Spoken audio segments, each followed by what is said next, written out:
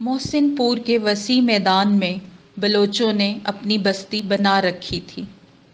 اس بستی میں شروع سے آخر تک جھونپڑیاں ہی جھونپڑیاں تھیں، جن میں بہت سے بلوچ خاندان رہتے تھے۔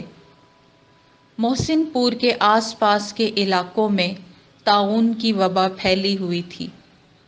اس وبا نے سینکڑوں گھر اور بیسیوں محلے تباہ کر ڈالے تھے۔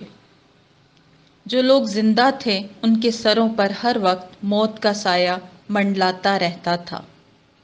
لوگ اتنے خوف زدہ تھے کہ کسی کے قدموں کی آہٹ بھی سنائی دیتی تو سمجھتے کہ بس فرشتہ اجل آ پہنچا۔ کوئی گھر سے باہر نہ نکلتا کہ کہیں موت نہ آ دبوچے، لیکن موت نہ اندر دیکھتی ہے نہ باہر۔ جس کی قسمت میں مرنا لکھا ہے وہ لاکھ پردوں میں چھپ کر بیٹھے تو بھی زندہ نہیں بچ سکتا۔ اس لیے بستیوں میں ہر وقت سناٹا سا رہتا، جیسے ہر شخص خاموش بیٹھ کر موت کا انتظار کر رہا ہو۔ اس ہو کے عالم میں بلوچوں کی جھونپڑیاں البتہ ایسی تھیں جہاں زندگی کے آثار برابر نظر آتے تھے۔ رات کے سناٹے میں کوئی نوجوان بلوچ الغوزے پر تان لگاتا تو اس کی سریلی آواز دور تک سنائی دیتی۔ بلوچوں کا کہنا تھا کہ آنے والی موت کو ہم روک نہیں سکتے، وہ اس وقت آتی ہے جب اللہ کا حکم ہوتا ہے، پھر ہم موت سے خوف زدہ کیوں ہوں اور کیوں موت سے پہلے ہی زندگی کو موت بنا لیں۔ لیکن آخر ایک دن ایسا آیا کہ موت بلوچوں کی جھونپڑیوں میں بھی پہنچ گئی۔ طاعون اتنی تیزی سے پھیلا کہ ساری بستی دیکھتے ہی دیکھتے موت کا شکار ہو گئی۔ 3-4 دن کے اندر جھونپڑیاں مکینوں سے خالی ہو گئیں۔ بس ایک جھونپڑی تھی جس کے 2 ننھے مکینوں کو اللہ نے اپنی حفظ و امان میں رکھا۔ ایک 12-13 برس کی بچی جس کا نام صنوبر تھا اور دوسرا اس کا چھوٹا بھائی گل۔ اس سناٹے کے عالم میں دونوں معصوم سہمے ہوئے بیٹھے تھے کہ گل نے حسرت بھری نظروں سے بہن کی طرف دیکھا اور اپنے پیٹ پر ہاتھ رکھ دیا۔ صنوبر سمجھ گئی گل بھوکا ہے۔ اس نے اسے سہارا دے کر اٹھایا اور اس کی انگلی پکڑ کر قریب کی بستی کی طرف چل پڑی۔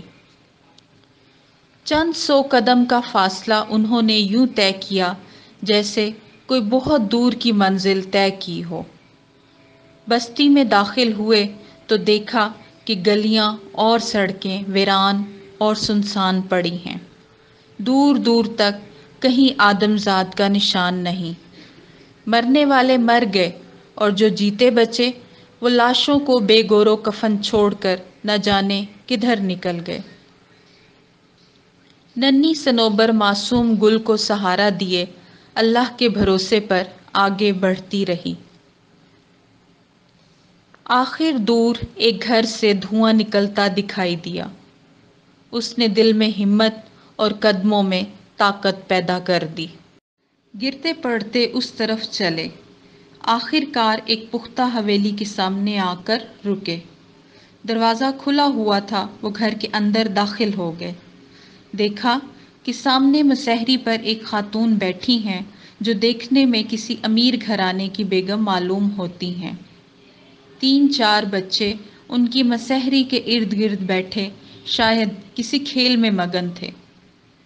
صنوبر آگے بڑھی، بیگم صاحبہ کو سلام کیا اور کہا، شکر ہے کہ آپ کو اور آپ کے بچوں کو اللہ تعالیٰ نے اپنی حفاظت میں رکھا۔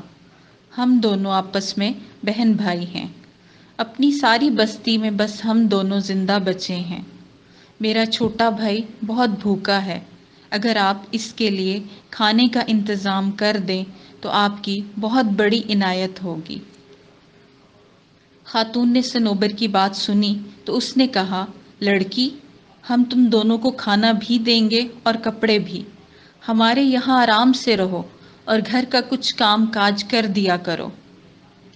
خاتون کی اس بات پر صنوبر کا چہرہ غصے سے تمتما اٹھا۔ وہ سمجھی کہ یہ عورت ہم دونوں کو غلام بنا کر رکھنا چاہتی ہے، بڑی سختی سے خاتون سے مخاطب ہوئی اور کہنے لگی، بیگم صاحبہ، آپ ہماری مجبوری سے فائدہ اٹھا کر ہمیں غلام بنانا چاہتی ہیں۔ آپ کو شاید یہ معلوم نہیں، ہم خوددار اور غیرت مند ماں باپ کی اولاد ہیں۔ ہم کام کرنے کو عیب نہیں جانتے، مگر غلام بن کر رہنا ہماری فطرت کے خلاف ہے۔ دونوں بہن بھائی پھر اس ویران جھونپڑی میں واپس آ گئے۔ صنوبر نے گل کو تھپک تھپک کر سلا دیا۔ اس کی آنکھوں میں آنسو تھے اور دل میں طرح طرح کے خیالات کا ہجوم۔ اس حالت میں اسے نہ جانے کب نیند آ گئی۔ بہت دیر میں آنکھ کھلی تو دیکھا کہ گل، جسے وہ اپنی آغوش میں لے کر لیٹی تھی، وہاں نہیں ہے۔ ہوا یوں کہ گل بہن سے چمٹ کر سو گیا تھا، مگر سخت پیاس کی وجہ سے جلد ہی اس کی آنکھ کھل گئی اور وہ پانی کی تلاش میں جھونپڑی سے باہر نکل گیا۔ گھومتا پھرتا پھر اس حویلی کے پاس پہنچ گیا جہاں سے کچھ دیر پہلے وہ اور صنوبر واپس آئے تھے۔ بیگم کے نوکروں نے اسے دیکھا تو اندر لے گئے۔ بیگم کے دل میں صنوبر کی باتیں تیر کی طرح لگی تھیں۔ اس نے گل کو دیکھا تو انتقام کی آگ بھڑک اٹھی۔ دل میں سوچا کہ اس مغرور لڑکی کے بھائی کو زندگی بھر غلام بنا کر نہ رکھا تو میرا نام زہیرہ نہیں۔ غرض اس جذبے کے تحت وہ عورت معصوم گل سے غلاموں جیسا سلوک کرنے لگی، اور اس خوف سے کہ کہیں صنوبر اپنے بھائی کو تلاش کرتی ہوئی اس کے گھر نہ پہنچ جائے، وہ اس حویلی کو چھوڑ کر ایک گاؤں میں رہنے لگی اور گل کو اپنے ہمراہ لے گئی۔ گل صبح سے شام تک ان مشکل کاموں میں مشغول رہتا جو زہیرہ اس کے سپرد کرتی۔ وہ کام بھی کرتا اور دن بھر زہیرہ کی بری بھلی باتیں بھی سنتا۔ ایسے موقعوں پر اسے صنوبر کی وہ بات یاد آتی کہ زہیرہ ان دونوں کو غلام بنا کر رکھنا چاہتی ہے۔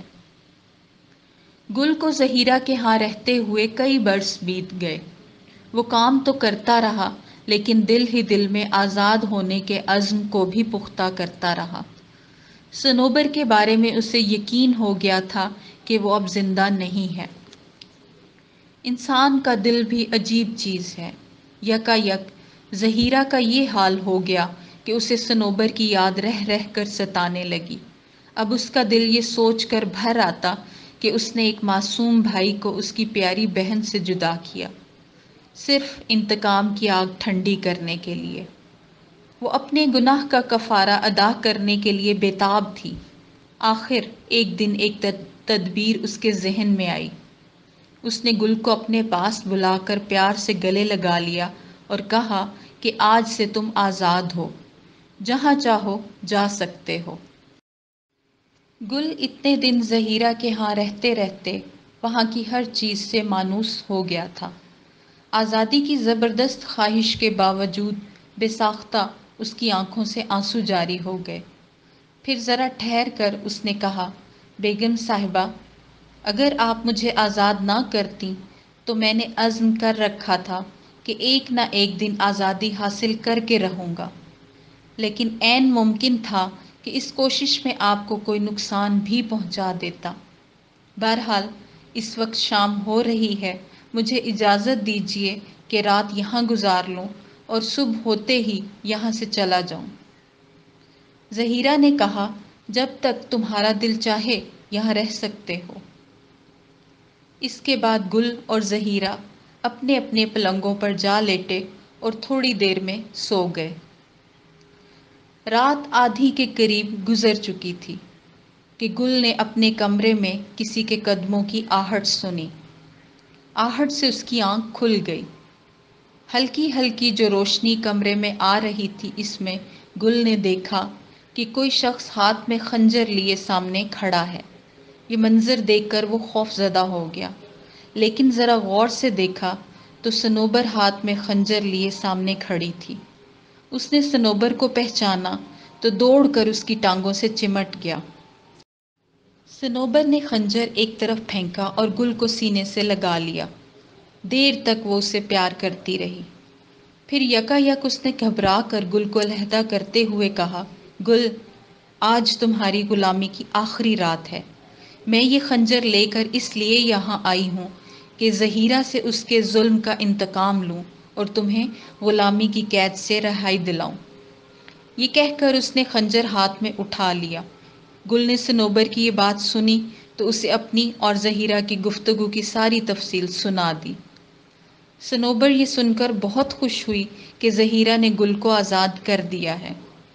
اسے اس بات کی خوشی تھی کہ اس سے زہیرہ کے قتل کرنے کا جو گناہ سرزد ہونے والا تھا، اللہ تعالیٰ نے اسے اس سے محفوظ رکھا۔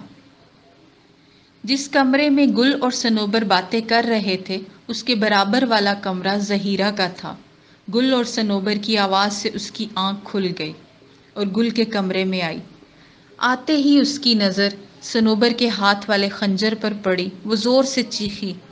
صنوبر نے چیخ کی آواز سنی تو خنجر زمین پر پھینک دیا اور کہا، بیگم صاحبہ، آپ پریشان نہ ہوں، میں آپ کو قتل کرنے آئی تھی، لیکن گل نے مجھے سب کچھ بتا دیا ہے۔ ہماری آپ کی دشمنی ختم ہوئی، بس ہمیں یہ اجازت دیجیے کہ رات آپ کے گھر میں بسر کر لیں۔ اس کے بعد تینوں اپنی اپنی جگہ جا کر سو رہے۔ فجر کی اذان ہو رہی تھی کہ صنوبر کی آنکھ کھل گئی۔ اس نے محسوس کیا کہ گھر کے صحن میں بہت سے آدمی جمع ہیں۔ یوں معلوم ہوتا تھا جیسے وہ ایک دوسرے سے گھبرا کر باتیں کر رہے ہوں۔ ساتھ ساتھ کسی کے رونے کی آوازیں بھی آ رہی تھیں۔ صنوبر صحن میں پہنچی تو پتہ چلا کہ زہیرہ کے بڑے بیٹے نصیر کو سانپ نے کاٹ لیا ہے۔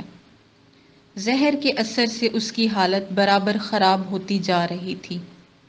زہیرہ اپنے بیٹے کا سر گود میں لیے بیٹھی تھی۔ اس کی آنکھوں سے آنسو جاری تھے اور دعا کر رہی تھی کہ یا اللہ میرے بچے کو موت سے بچا لے۔